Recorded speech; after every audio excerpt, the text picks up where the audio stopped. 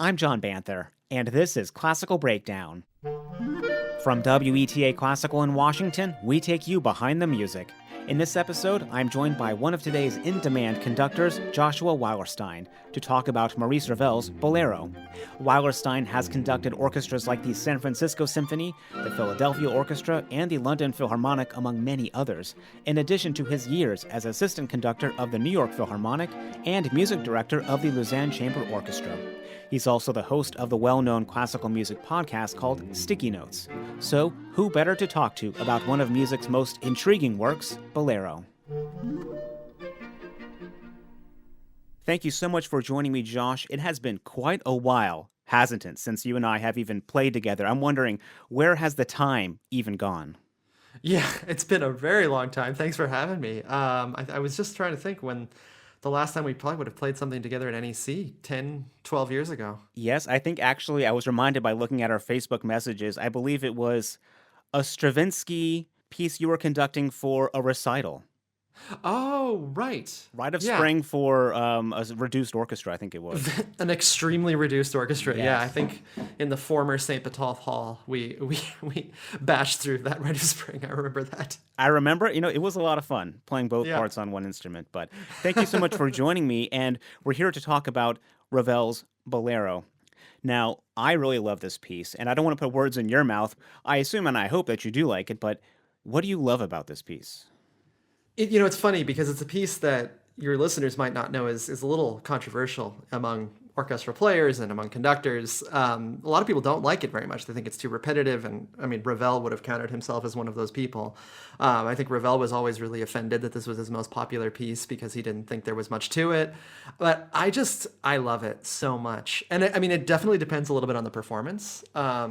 If the performance is sort of committed and has, there's a sort of love for it on stage, I think it can be a live concert experience like nothing else. Like the build up is so incredible. And then when at the very end, when the key changes for the first time in about 15 minutes or 14 minutes, depending on what your tempo is, it's like the roof is literally raised off the building. It's just, it's a really ecstatic experience to hear a great performance of this piece. And I love that you've said experience a couple of times describing the performance of it because it feels like that is a part of performance art, if I can say that, in itself, where you push this one little domino and you are on one trajectory for the next 15 or so minutes, and it's just going to get bigger and bigger and bigger until the very end. For me, I love that. I mean, Ravel is one of my favorite composers, and I love the colors and timbre he brings. Mm-hmm. When we've been playing and performing all our lives, when you can hear something that makes you stop and say, wait a second, what instrument is that? What's Mm-hmm. happening here? It's always magical when you get that experience. Yeah, and he takes what is essentially just a regular old orchestra and creates something that, you don't think a theme repeated, I think 9 times one theme and 9 times the other theme can be that interesting. And, again, for some people it's not that interesting, but, for me there's a passage where he puts the piccolos, 2 piccolos and a horn and a celeste, this sort of tinkly keyboard instrument together.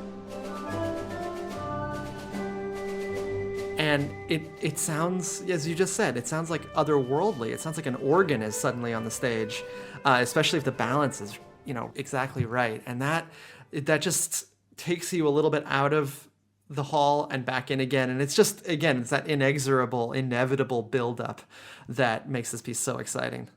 And that actually is one of my favorite moments in the music, especially early on, and we'll get to that.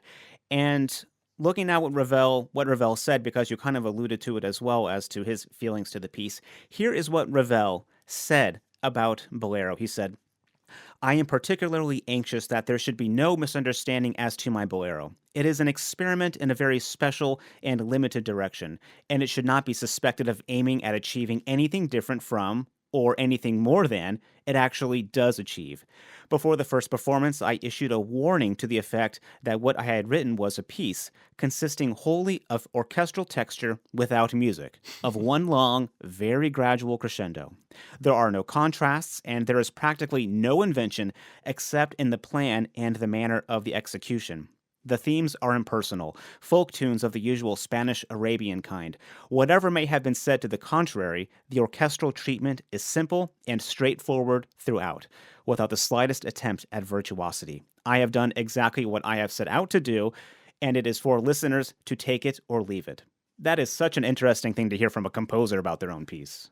Yeah, and I'll take it. It's it's like I think it's interesting to hear someone like Ravel, who is known so much as this composer who worked with color so much, and if you compare him to the person who he's always compared with, Debussy. Debussy was sort of the wild man. Like he was always in these scandals in French society, and he was a very kind of disorganized writer in some ways, disorganized composer, and he would always be changing things. And Ravel, I think Stravinsky called him the Swiss watchmaker of composers. Everything had to be in its place, and everything was exactly right, and he could create these amazing colors with real precision.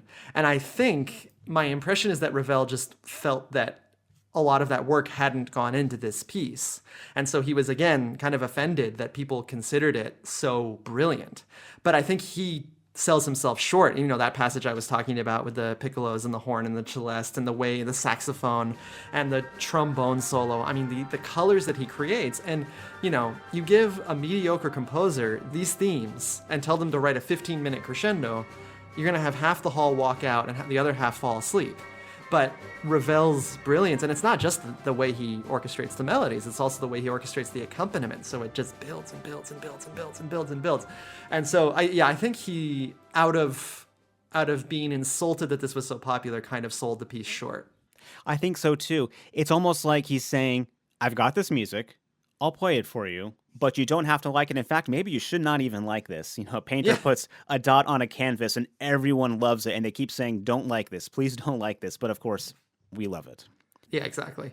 So, how did this piece come about? Ravel did not just sit down and write this out of the blue. It was actually a commission for a ballet of dancer Ida Rubinstein in 1928 for her troupe, and it was going to be originally an orchestration arrangement of Isaac Albeni's piano piece, a collection of works, Iberia.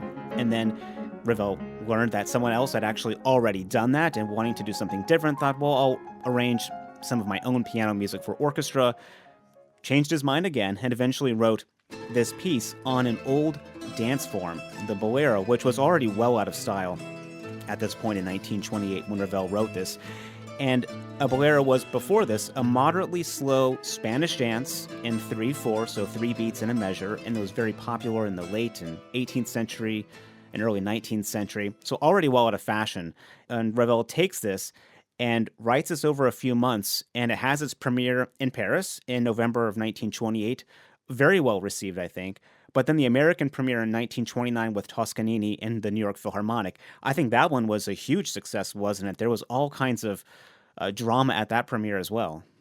Yeah, I mean, this is where the piece took on so much of a legend of its sensuality and of that build up and of the controversy over whether it was a piece of classical music at all. I mean, some people said, this is just child's play. Like, this is not something of, this is not worthy of a great composer like Ravel. And then other people were saying, this is Ravel's greatest work, which I think those two extremes I don't think this is Ravel's greatest work, but it certainly has, it has a power of its own to polarize people and to give a very different reactions depending on how they perceive of the piece.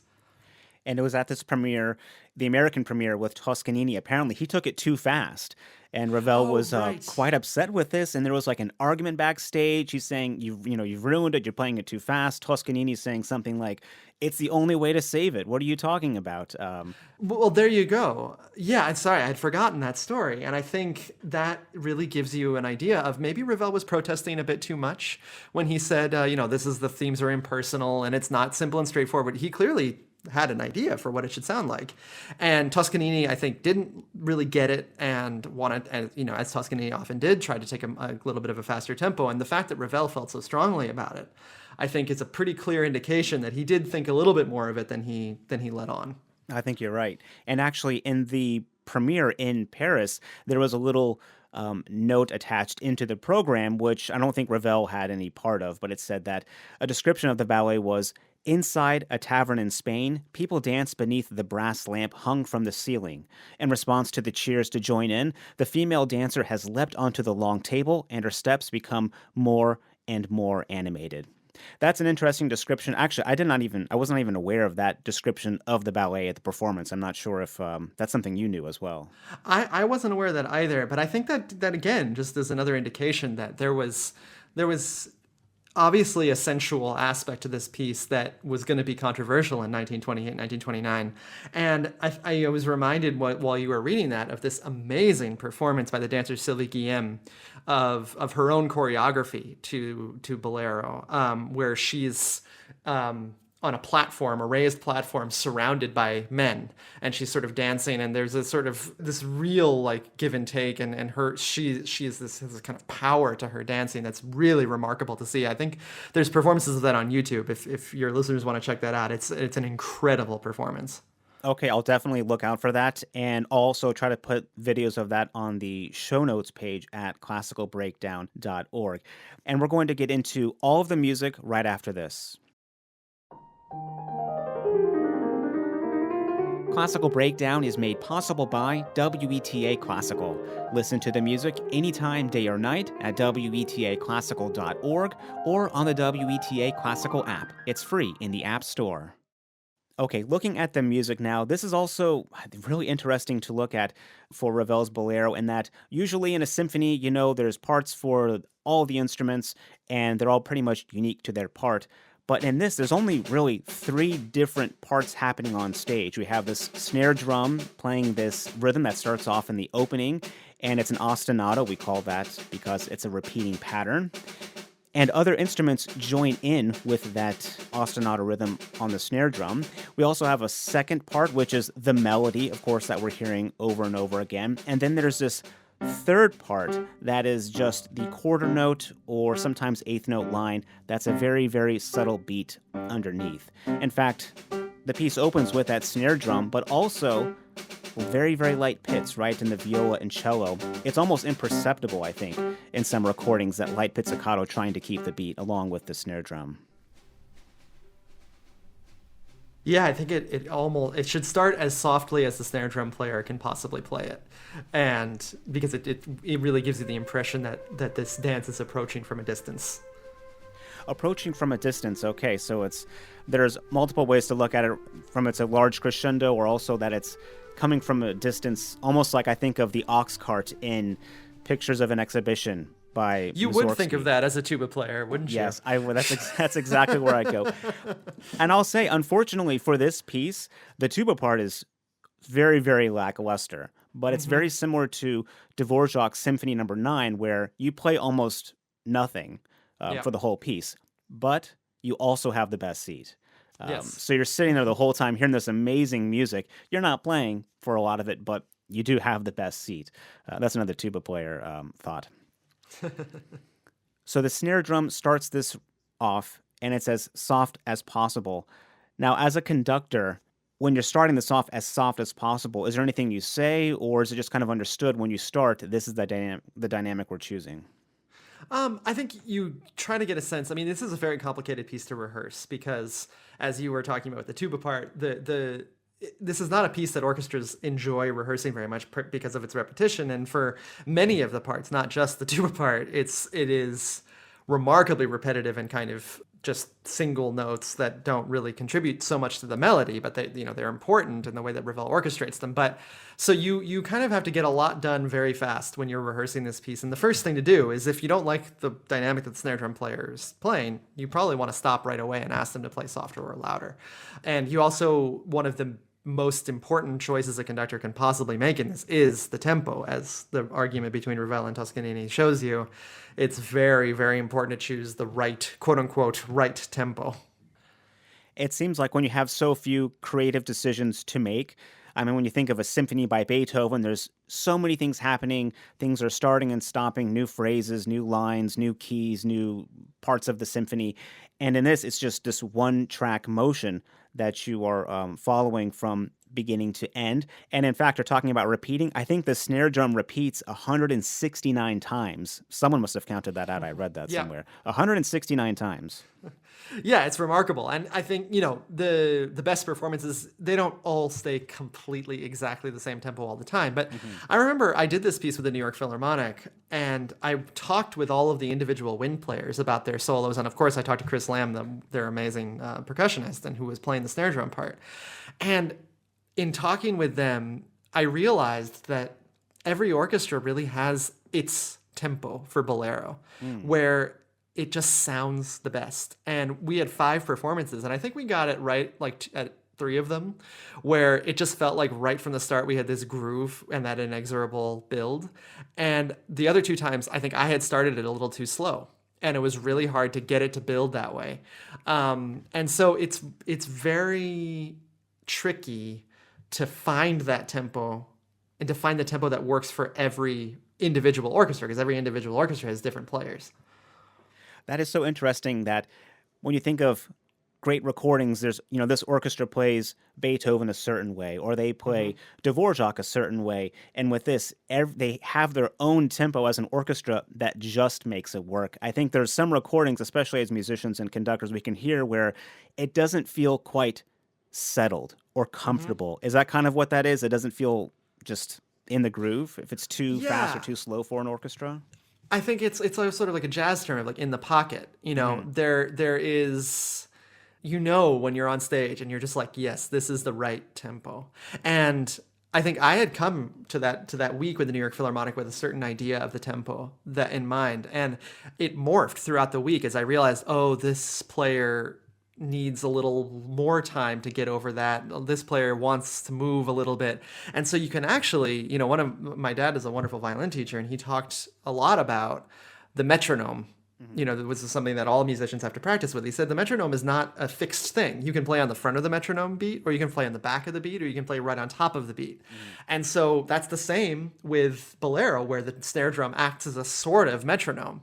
And you can kind of play around the beat, which can give a piece that has no freedom in tempo whatsoever a hell of a lot of freedom when you actually are listening to it, which is the best. It seems like it's one of those pieces where, oh, this is Ravel's Bolero. It's going to be easy. We're going to rehearse it. And then for a conductor, they step into it realizing there are actually a lot of things that influence how this is played, from one, just knowing the score, to having your own tempo, to then being flexible enough to realize, well, as you're saying, these musicians need this, they need this, and this orchestra plays it this certain way. There's so much more to it than just, all right, let's set the metronome to a certain beat and then go for it.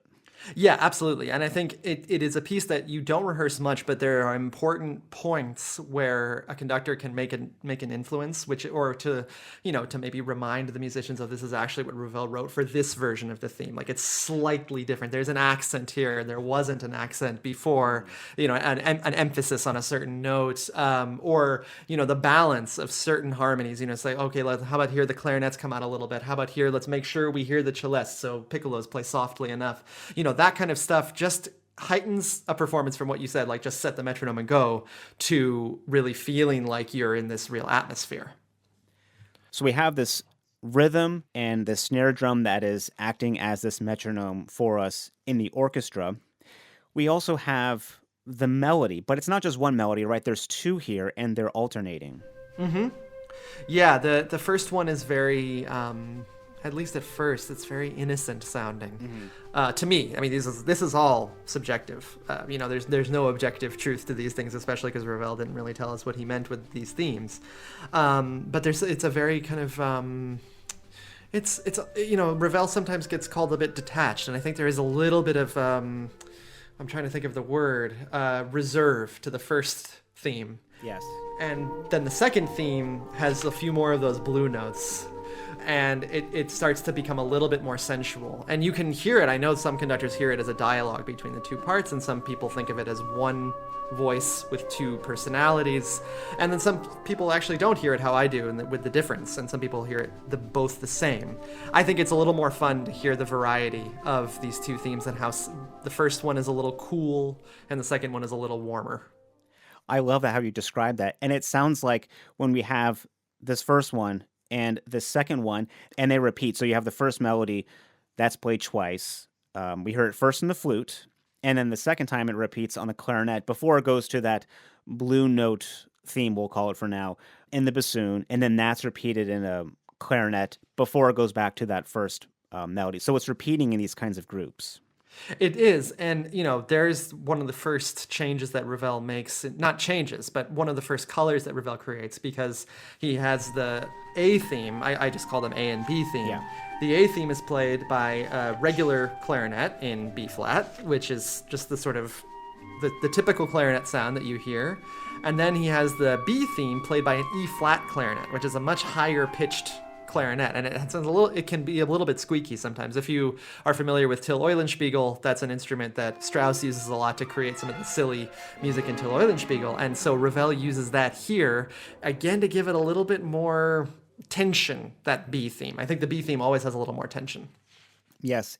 This is where we get to one of my favorite parts of this piece, or my favorite ideas, and that is that once you've played your solo, when it basically all the principals, are, and you get your solo line, you get your moment in the sun, but you don't just play it and then go home. You have to play it, and then a lot of times you have to then play the rhythm that the snare is playing. You're joining in, making the orchestra bigger. So it almost sounds like it's like elementary school to me. It's like, hey, you just won the talent show. Now come off the stage and help us stack these chairs.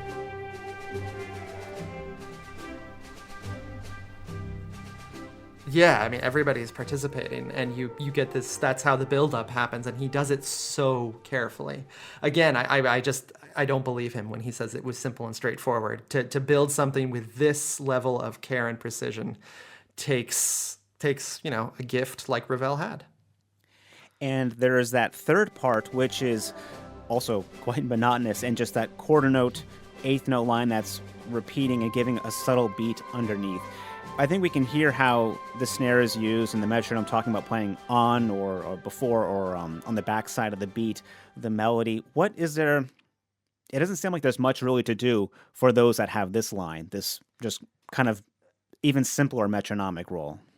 I think that's the line that, almost can make or break the piece, because if that line is played sort of just like plunk, plunk, plunk, plunk, it dies. It can't go anywhere. And you have to think of it like a great bass player in a jazz band, or a great accompaniment figure. I'm thinking of the Dvorak New World Symphony, the second movement, where the basses play this kind of walking bass line.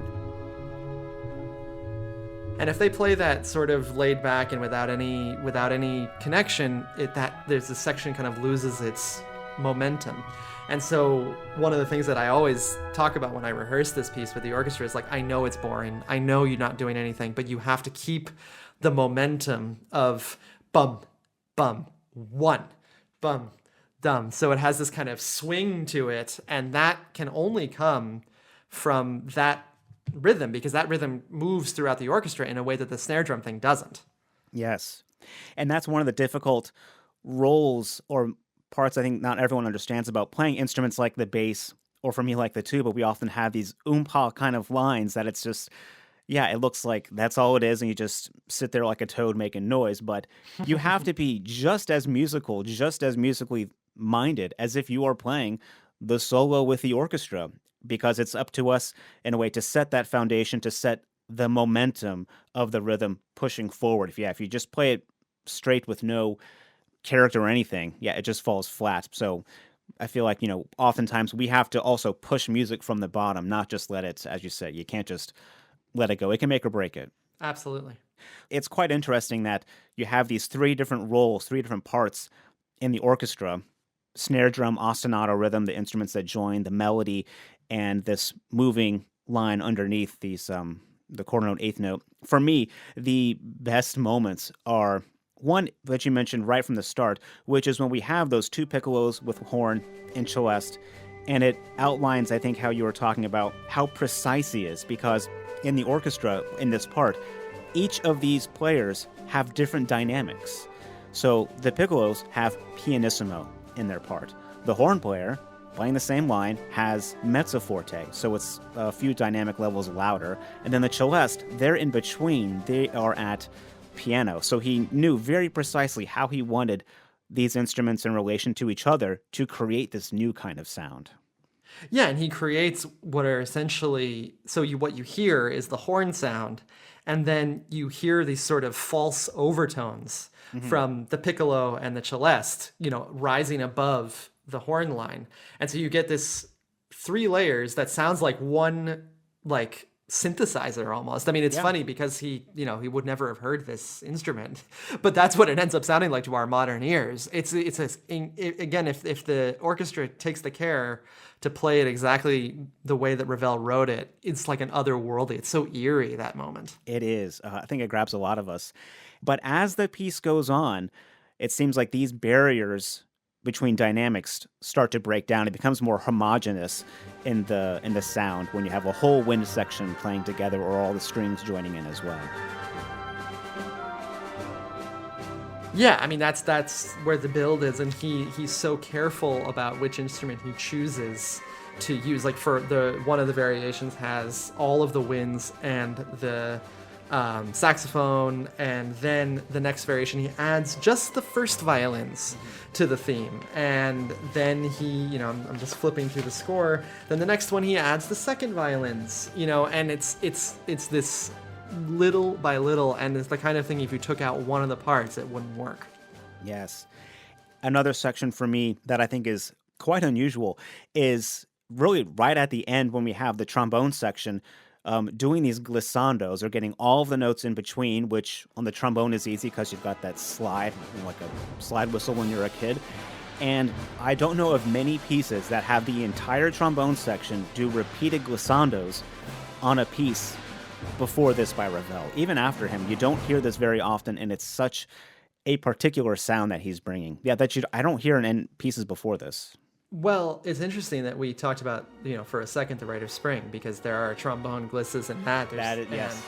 And I don't remember who said this. I mean, I might have come up with this myself. I don't remember. But somebody has called this the sexy Rite of Spring, the end. And I think there's something really to that. Like, it is so raunchy at the end.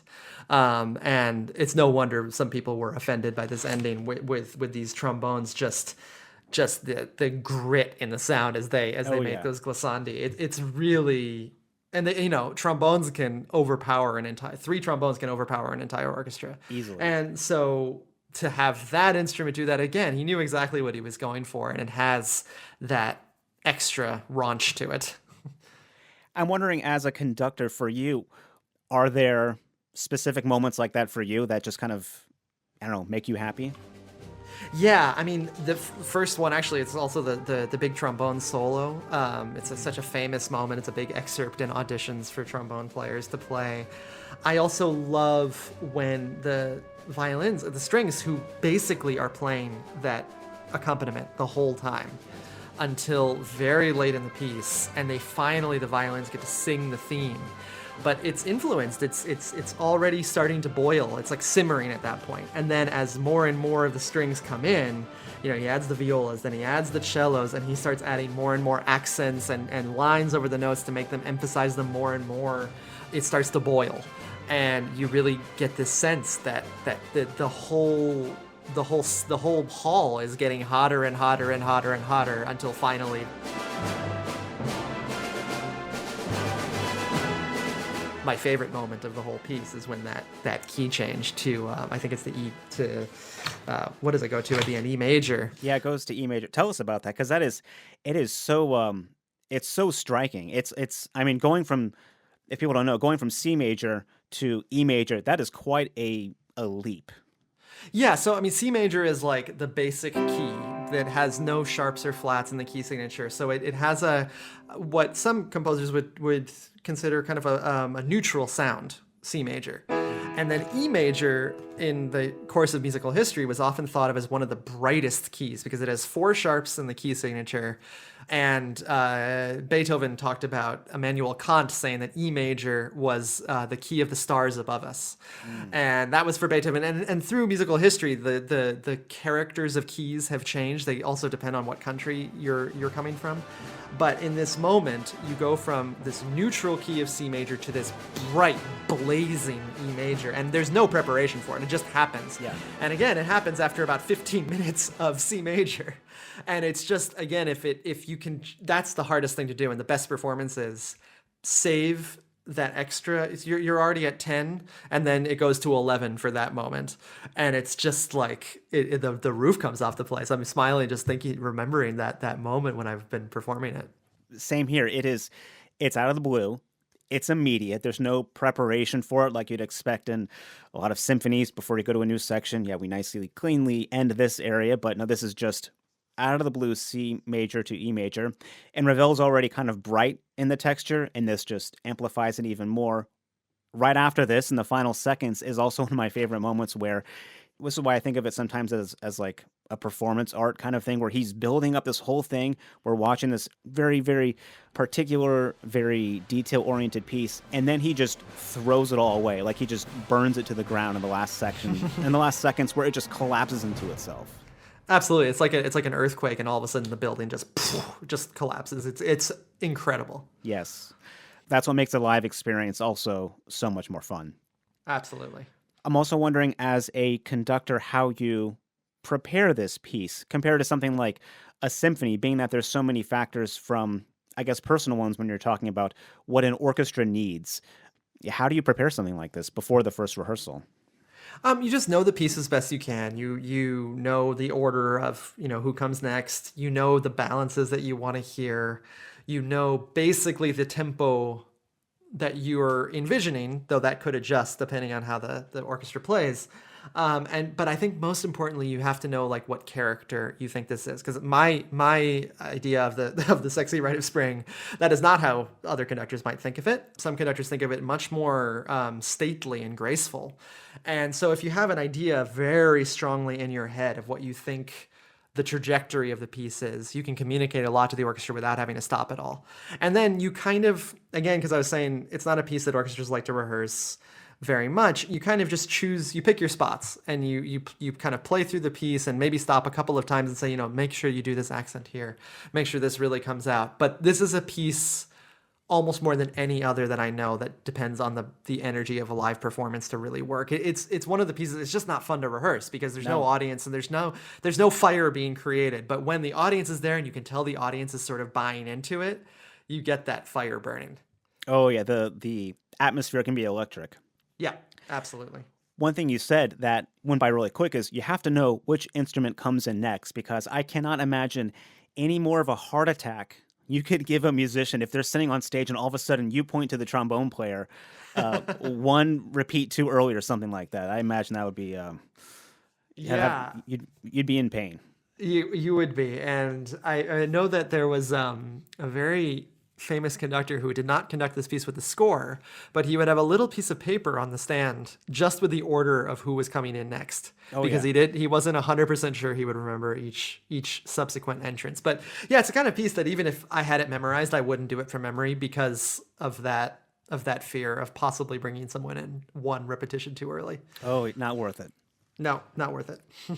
What else as a conductor is unique to this piece, or is something that I guess you just don't do with other pieces when you're rehearsing or performing or preparing or otherwise? Well, I learned from experience with this piece, because when you look at the score, you think, what is the conductor going to do here?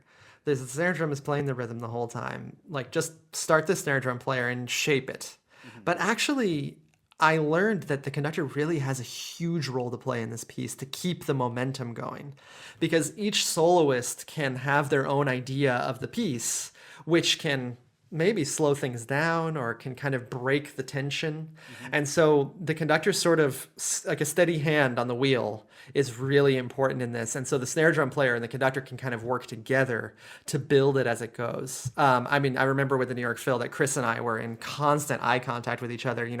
I was, subtly pushing him one way and then he would subtly push me another way. And it really felt like a duet between the two of us. And we were, the accompaniment in some senses was controlling where the melody would go. And that was really, really fun for both of us.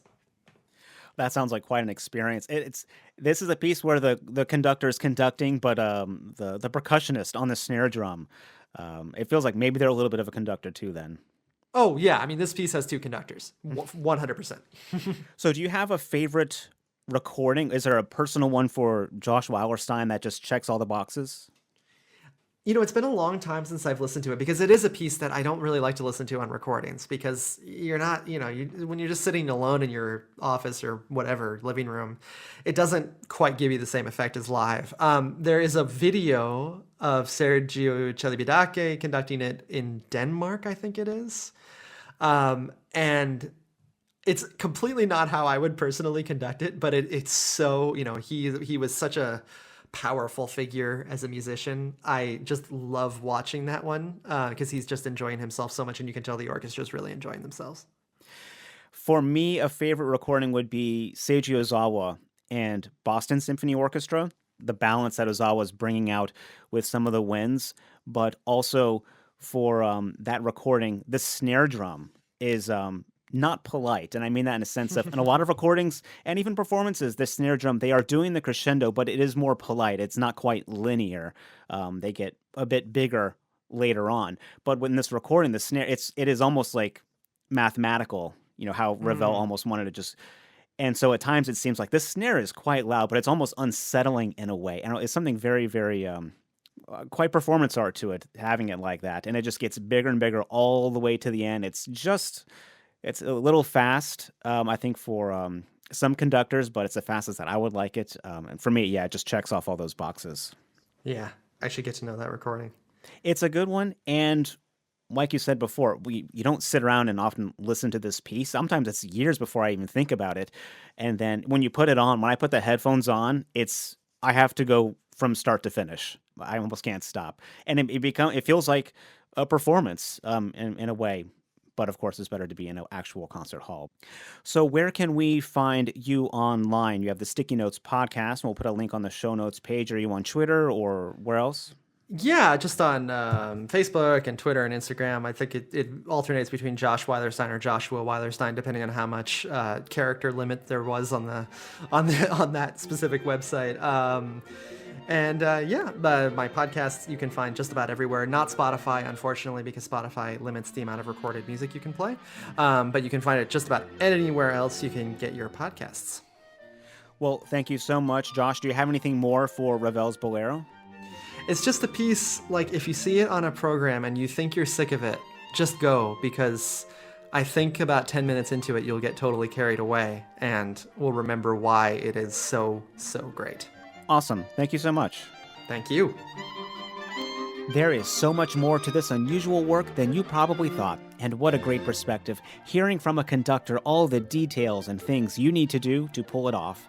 A big thanks to Joshua Weilerstein for joining me. I'll put a link to his podcast, Sticky Notes, on the show notes page at classicalbreakdown.org, and I'll include there a couple of performances to enjoy as well. Also, thanks to local percussionist Tim McKay for playing and recording that snare drum part we heard earlier. For episode ideas and comments, you can send me an email at classicalbreakdown@weta.org. I'm John Banther. Thanks for listening to Classical Breakdown from WETA Classical.